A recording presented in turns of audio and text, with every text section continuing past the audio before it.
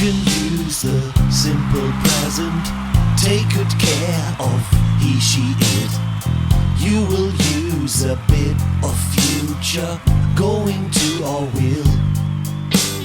Simple past needs some AD or an irregular verb. Present perfect connects past and present. What else do you need? It's a symphony of letters.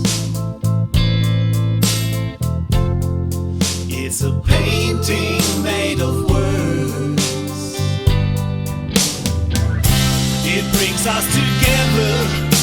It helps to understand what we want to express, what we want to comprehend.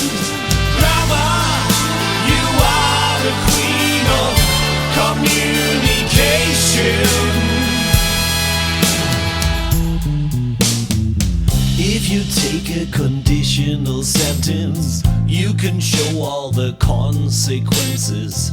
If you took conditional 2, the weirdest rules could be explained too. If you had tried conditional 3, it could have been so easy to see that everything grammar wants can be found in these songs.